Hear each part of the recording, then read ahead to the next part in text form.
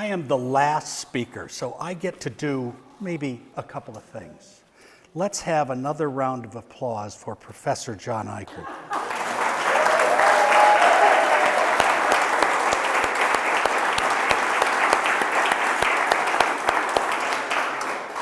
And for Bob Clark and the people who put this together.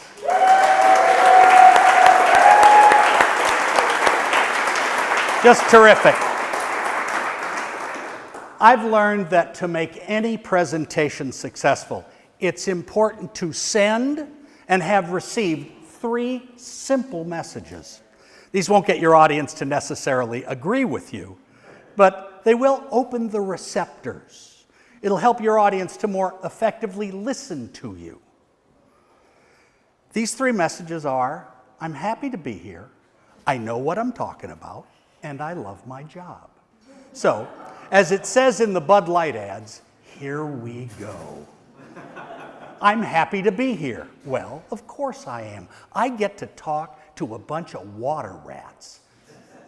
And it's in a beautiful place in Wisconsin. And I get to make a few points that I sincerely hope will help you be better prepared to keep protecting the wonderful waters of Wisconsin. I am happy to be here. I know what I'm talking about, and I do, but that's a decision you'll have to make for yourselves. You've heard and perhaps read that I've been involved in what could broadly be called water issues for more than 40 years. Just like more than a few of you, as I look around this crowd, I remember sitting in that first Earth Day teach-in back in 1970, realizing there was a job to do, and I might have a role in doing that job. I've been at it ever since. I love my job. The job I've been given today is to spend 20 minutes framing a few of the issues we faced, both here in Wisconsin and nationally, with reflections on some of the outcomes. So let's detail the purpose for being here, the process we'll follow, and the payoff you'll get for not just sitting through, but fully participating in our time together. Our purpose today is to realize that we can succeed in the very difficult tasks ahead of us. The success has come in situations far more dire than we face today, and that there's a definite path to follow to find that success, and that failing to follow that path will usually take you to places that you don't want to go. The process be pretty simple. Examples from across the states and across the generations that you can use as you plan the strategies and tactics that you're going to need to deal with the issues close to your heart today. The payoff? Some tools, some ideas, some stories, some emotion, all pointing you in the direction of the success we truly need in our shared battle to protect Wisconsin's wonderful waters. Now, Bob Clark, that man who invited us, and I guess invited all of us here today, said in a letter to the speakers, the Lake Lucerne Resort Facility is very nice and has expansive windows. As such, we will not be able to use any electronic visuals such as PowerPoint, except, Bob brought his own. Now, that's a knife in the heart of any modern speaker. As we won't be able to have PowerPoint available to us, we'll just have to adapt. In a minute, I'm going to shout out, PowerPoint, close your eyes. When I do that, I want everyone in the room, no exceptions, to close your eyes. I'll then give you an image to picture in your mind, and you're to keep your eyes closed until I tell you to open them, okay? Everybody got that? At the River Alliance of Wisconsin, where I am now Director Emeritus, which, by the way, in Latin means you're old. You're an emeritus professor, aren't you, Professor? Yes, thank you. We have a question that we love to ask at the River Alliance. What's your home river? Now, river rats know the answer to that immediately. It might be the river where you live now, could be the river where you grew up, could be the river where you first paddled, or maybe stole your first kiss. What's your home river always helps to start and to frame a conversation. Since this is a conference about not just rivers, but water as a whole, let's change the question slightly to, what's your home waters? It could be a river or stream still, could be a pond, a lake, that most Wisconsin of waters a flowage. It could be a wetland, a marsh, a bog, an estuary, a swamp. PowerPoint, close your eyes and picture your home waters. Okay, go ahead, open them up, but I want you to keep that image in mind. Your home waters. Now let's do a quick survey. Raise your hand if the home waters that you pictured in your image were a river or a stream. Hands up, please. Mine's a river. I'll tell you about it in a minute. Okay, those hands down. A lake, a pond, or a flowage. Okay. How about a wetland of some sort? Okay. How about this? Who in this room of water lover pictured groundwater? Huh. In a room full of water rats in the central sands? Not one of you? Well, that's no surprise, of course. Groundwater has no natural constituency, except perhaps George Kraft. No one writes poems about groundwater, except perhaps George Kraft. No odes to aquifers, no sonnets, no songs. Up until recently, no one worried about groundwater until it was gone. Until the damage was done, or as B.B. King sang, till the well run dry. Out of sight, out of mind. I mean, oh, somebody's not going to like this. We have a DNR that seems determined to convince the people of Wisconsin that surface water doesn't have anything to do with groundwater, either in quantity or quality. Huh? Seriously. Though no one thinks of groundwater as his or her home waters, none of us would have a home without groundwater. The fight here in the Central Sands is critical, but it is not dissimilar to other fights that have been fought and won, at least for now. As promised, let's look at one of those. PowerPoint. Close your eyes. Everybody, please picture, if you would, a great blue heron. Could be standing on one leg in the shallows, eyeing its next meal. Perhaps it's the slow beat of its huge wings that move it along with surprising speed. Picture a great blue heron. Okay, open up your eyes. But keep in mind that image of the great blue heron. When I picture my home waters, my home river, I picture a section of the Rock River from Oregon, Illinois to the little village of Granditour, Illinois, and on down to Dixon, Illinois. Granditour, which used to be my home, means Big Bend in French. It is here that the river takes a big loop. The native Sac and Fox Indian said that it was so beautiful here that the river came back for another look. Over 40 years ago, I joined a group of my friends on a canoe trip down that section of the rock, from Oregon to Granditour, a stretch called Land of a Thousand Islands. On the Friday of the full moon of July, we put in at sundown and arrived back in Granditour around sun up. As you can imagine, great fun ensued. Think of it, an all-night canoe trip down a placid moonlit river. Now imagine this, that same group of friends have recreated that trip, universally simply called the river trip, on the Friday of the full moon of July, every year since, for 43 consecutive years. We've never missed a year.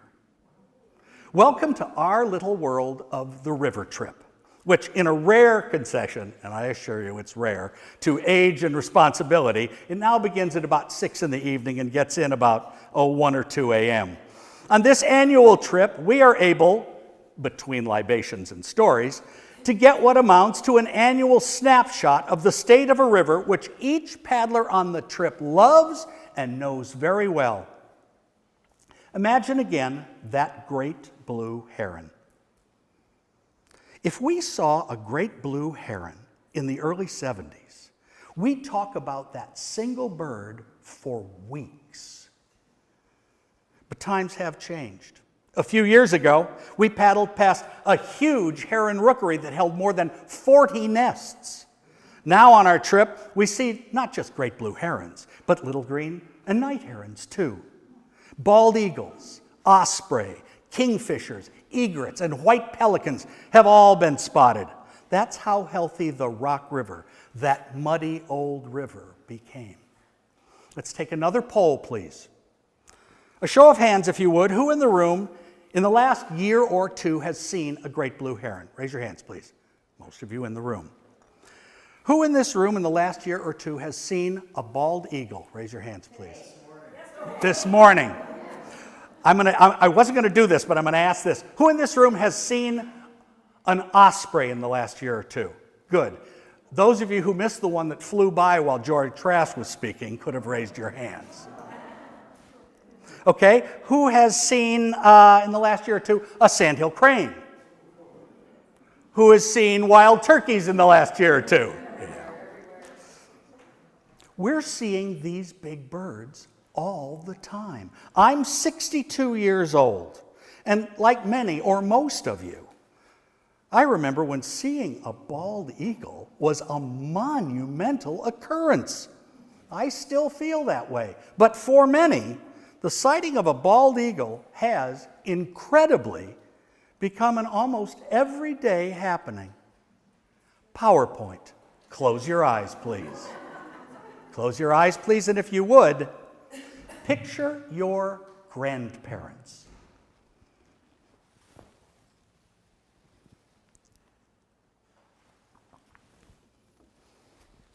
Okay, open them up, but keep that image of your grandparents in mind.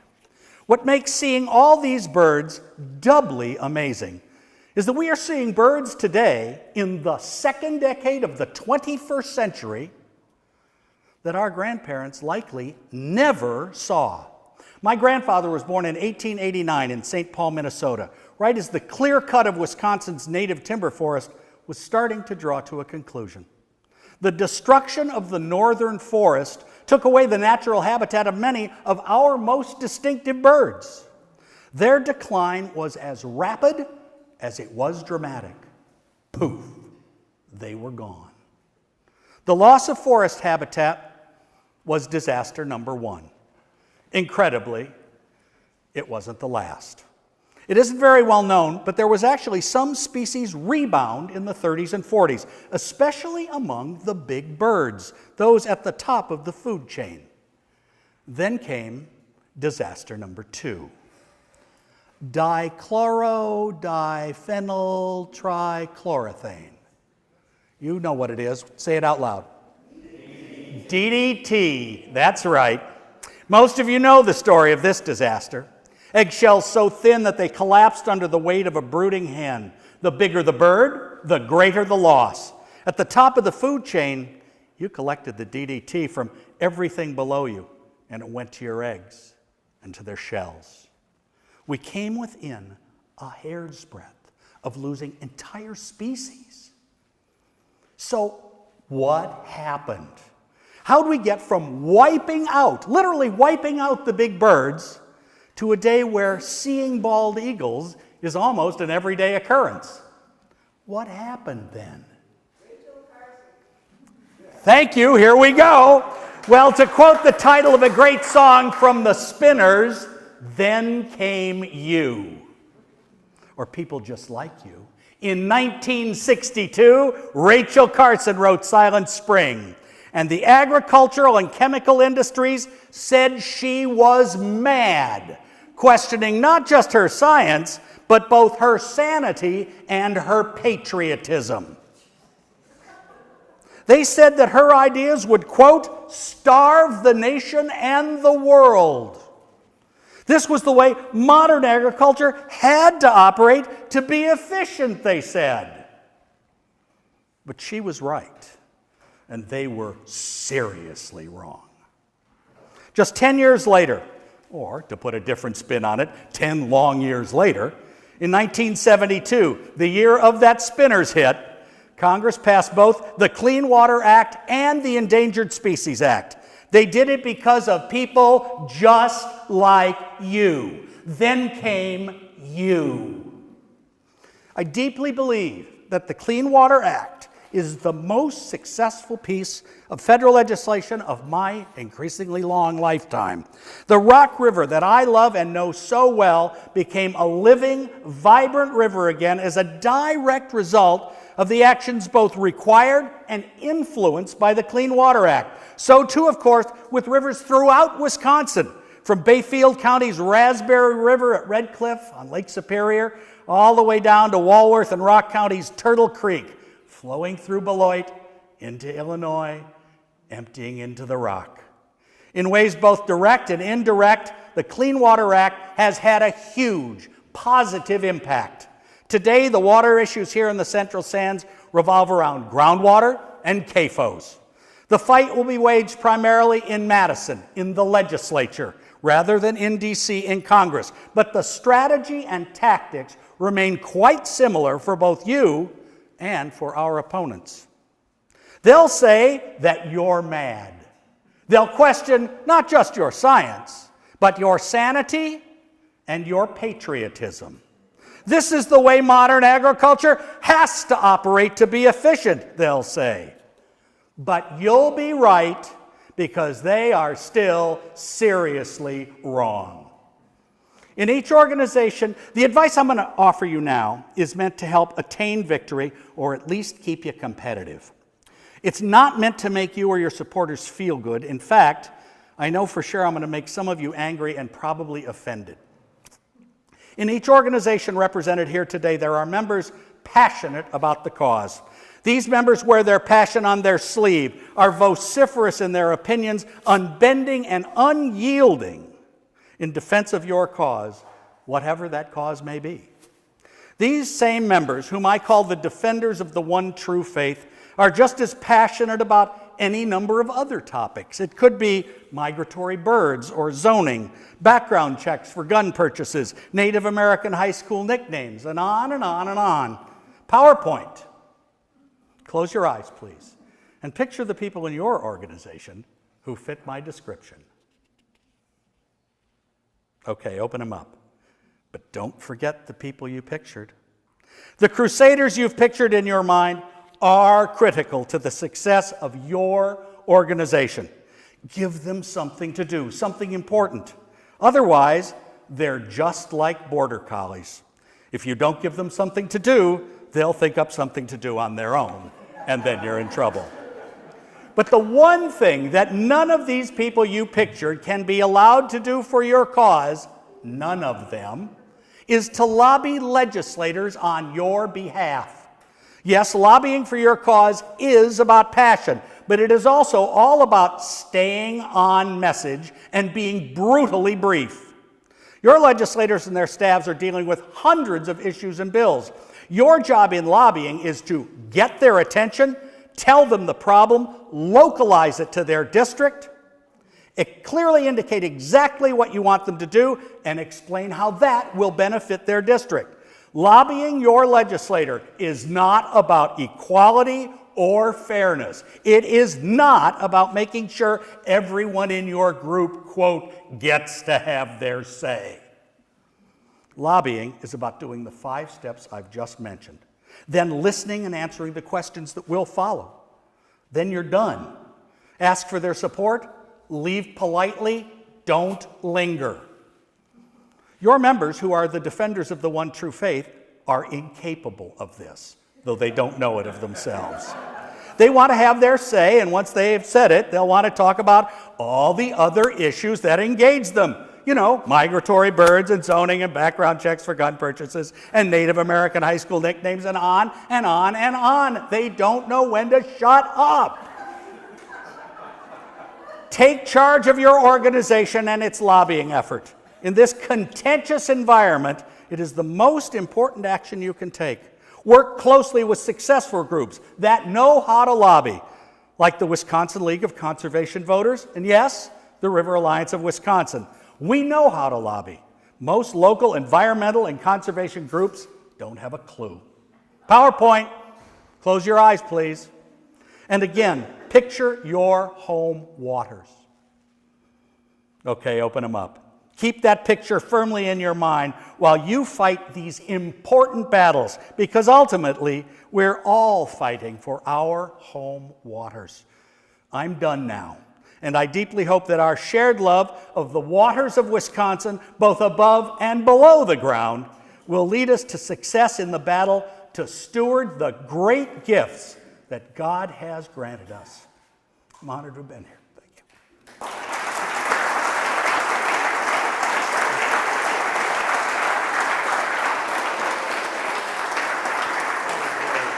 Thank you. Thank you so much for the opportunity. That was fun. Thank you.